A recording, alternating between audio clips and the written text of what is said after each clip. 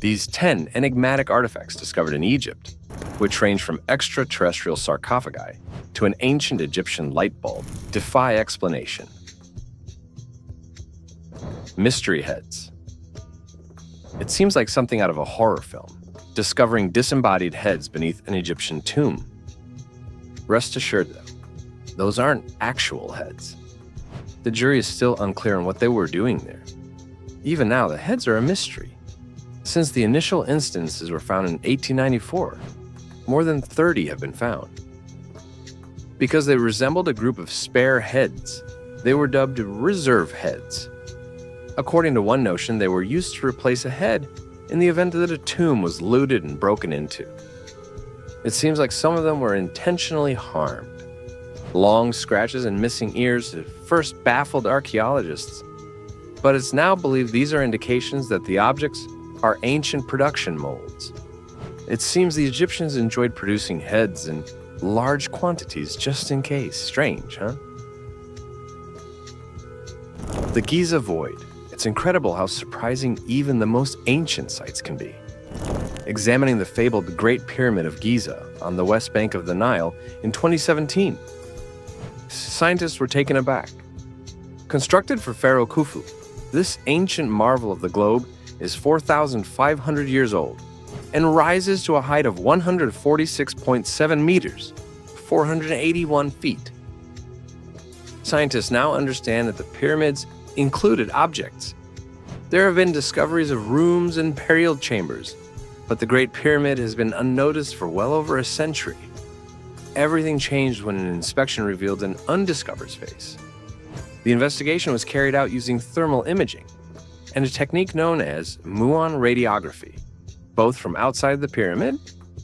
The recently discovered chamber spans more than 30 meters, 100 feet, and is situated atop a hallway within the Grand Gallery building.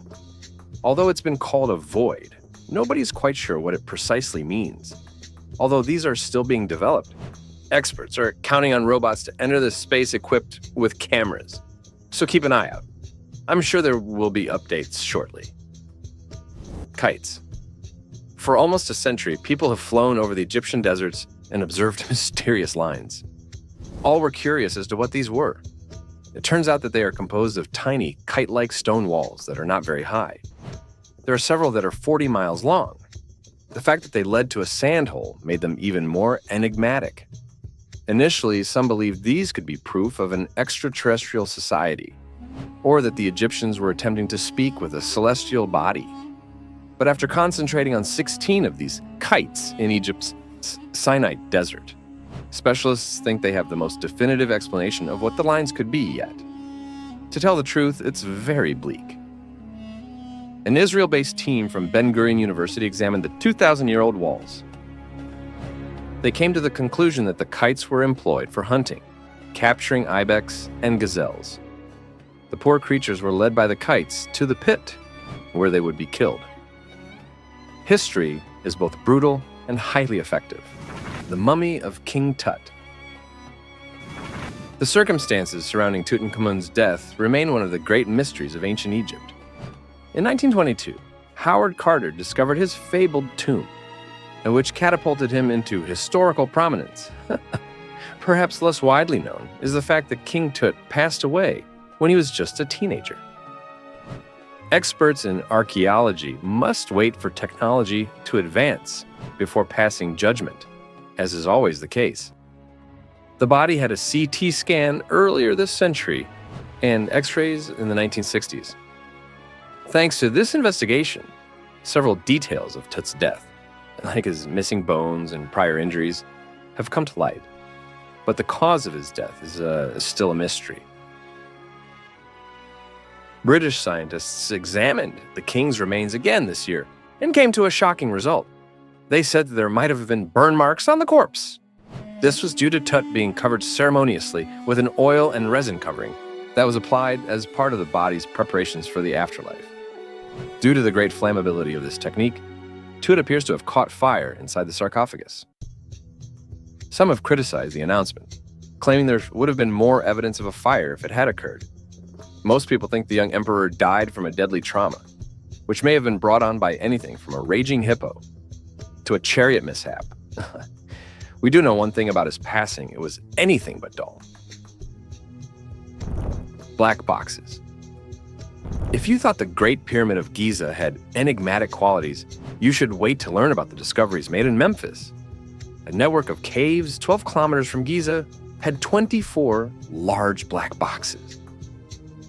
Some people think they are alien artifacts because of how unique they are and how much weight each one weighs. That seems a bit extreme. So let's examine the real data instead. The caves are actually a portion of a holy temple that Auguste Mariette, a French archaeologist, discovered in 1850. The location is known as the Serapeum of Saqqara, or burial ground, and it dates back more than 3,000 years.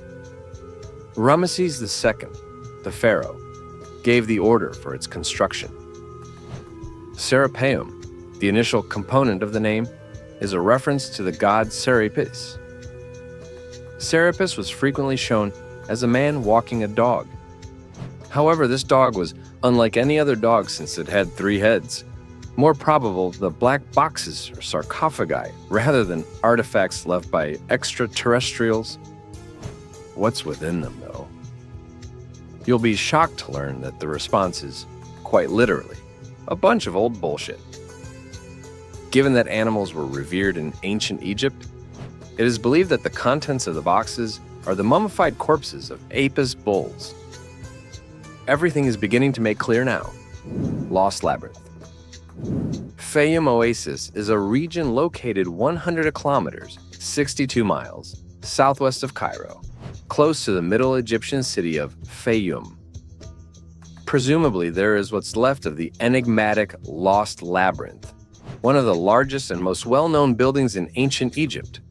Previously, Fayum was known by another name, Greek-derived Crocodilopolis. In case you were wondering, the answer is yes. That has to do with crocodiles. Actually, there was a crocodile that was frequently venerated, but that's for another video. Ancient authors like Herodotus described a massive temple-like building with a stone slab ceiling as the Labyrinth. There were 3,000 chambers within, of which half were underneath and the other half above. Herodotus did not descend into the supposedly pyramid-like subterranean rooms. It is said to have been an homage to a band known as the 12 Kings. This seems to be supported by the description of the 12 courts. Although the labyrinth is listed as lost, several people think they discovered it in the 1800s. A stone plateau was found in the Fayum Oasis in 1889. Some believe it to be the labyrinth's foundations, while others believe it to be the roof. Later scans of the stone revealed what looked to be a labyrinthine network underneath. Is this therefore the labyrinth? Perhaps, but the fact that the government is blocking any more research is creating enough curiosity to last an entire dynasty of pharaohs. The truth is in the open, or is it a hidden? That concludes the matter. Even if not many people are familiar with ancient Egypt, there are a few things that ideally everyone is aware of. Egypt is well known for its mummies as well as its pyramids. There are examples of mummies that don't have the typical appearance. Consider this image from the Paris Louvre Museum. It's a display in the venerable Department of Egyptian Antiquities, which has 30 rooms filled with various artifacts. The figure, which is thought to be middle class and masculine, appears to have been created between 305 and 30 BC, or the Ptolemaic period. Examine the head. It is wrapped into a pattern of squares that is not typical of a mummy. In contrast, he seems very uninteresting, don't you think? In addition, he has a religious casing around his feet and an apron around his legs. We owe an unusual source to the current interest in Egyptology, Napoleon. His expedition in Egypt in the latter part of the 18th century attracted specialists to study the artifacts from antiquity, which led to the emergence of Egyptomania. Major exhibits, like the one at the Louvre, were the result of this. Not to mention the British Museum. The Labyrinth in the Croatian Archaeological Museum is yet another outstanding example. The term Labyrinth, which translates to linen book, alludes to the wrappings that were rather abruptly taken off When the mummy was purchased to serve as a sort of conversation starter for guests, you could buy mummies from whomever in the Victorian era and throw unwrapping celebrations. In this instance, a man purchased a mummy and placed her in his living room's corner. That will immediately turn away dinner guests from their cuisine. Years passed before the covering was thoroughly examined, and then it was discovered that words from the extinct Etruscan language were present. It was eventually found to be a book of rites, although it's still unclear why it was being used as mummy wrap. The light of Dendera. Even while we consider the light bulb to be a relatively recent development, some observers don't agree. They would even go so far as to claim that long before electric light was formally established, the ancient Egyptians had access to a power source that allowed them to have things like electric light. The Dendera light, a stone relief located at the Temple of Hathor, serves as the inspiration for this. The temple is a component of a complex located in the little town of Dendera on the Nile's west bank. A few Egyptian guys can be seen in the Dendera light, along with what appears to be a massive baseball bat with a snake within. Some people think that this object, which is not a baseball bat, looks like a contemporary lamp. Basic investigation reveals that something isn't what it seems to be. The official line of explanation is that it shows the sun rising. The snake is Semitawi, the snake god, while the lamp is actually a lotus flower. The sun is said to be represented by Semitawi. Regarding the bulbous or bat-like shape, this is most likely meant to represent what is known as Nut's womb. Considering that Nut was a sky goddess, it seems unlikely that we are investigating a potential energy source at this location. Nevertheless, no one is positive what it is, and it can mean something quite else. Perhaps this is a game of baseball played by ancient Egyptians, who invented the game thousands of years before us. After all, it still somewhat resembles a bat. Pyramid explosion. I just brought up a potential source of electricity in ancient Egypt. However, what if I told you about an alternative hypothesis regarding this topic that operates on a much larger scale? Everything centers on that iconic picture of a pyramid that we all connect with that era. Although many other cultures, particularly those of Central and South America, are also well known for their pyramids, the Egyptians are the ones who made them. Unless you converse with someone who is wearing a tinfoil hat, it appears to be a typical human experience.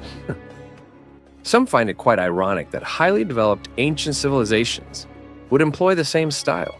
Many have interpreted this to suggest that all of the pyramids served a higher function, such as channeling a tremendous amount of energy and using it for, well, who knows what. I suppose powering an electric light. I'm clueless.